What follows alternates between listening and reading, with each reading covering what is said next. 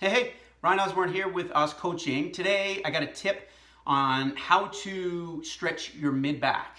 Basically also how to increase mobility of your torso, but basically your mid-back, not the low back. I get a lot, no doubt, of messages or just people saying, Ryan, my back is stiff, give me a stretch.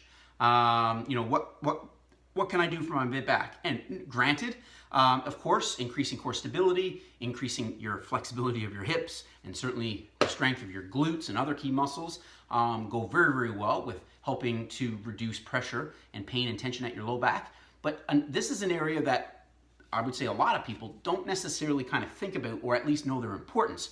So because we tend to be kind of in that closed, stationary, seated kind of position, our torso does tend to be quite tight in terms of its ability to rotate. And again, why it's important is that, as I've talked about in previous videos, your body, and specifically the joints of your body, all pretty well kind of factor in one of two groups. Either some joints are meant to be very mobile, so think shoulders, obviously ankle and hips, and some joints are meant to be very stiff and stable, right? A lot of high stability. Key one is your low back. We put so much action on our low back that we shouldn't do, and we make our low back and the muscles that surround the back and the pelvis do way more action than what it should, and some of the other key areas above and below it don't do enough, right? So here's a simple stretch that really does aid increasing that torso mobility that will take pressure off your low back, I promise. So set up on all fours, knees are hip width apart, same thing with your hands, and all you're gonna do, you're gonna take one arm and you're just gonna go through the hole, okay? That's created there, and just lightly come down. You're gonna lie kind of on the side of your face. Ideally what you're looking for is to try to lie on the back part of your shoulder.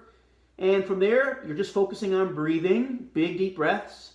You can stay in this for 5 seconds up to, 30 seconds, okay?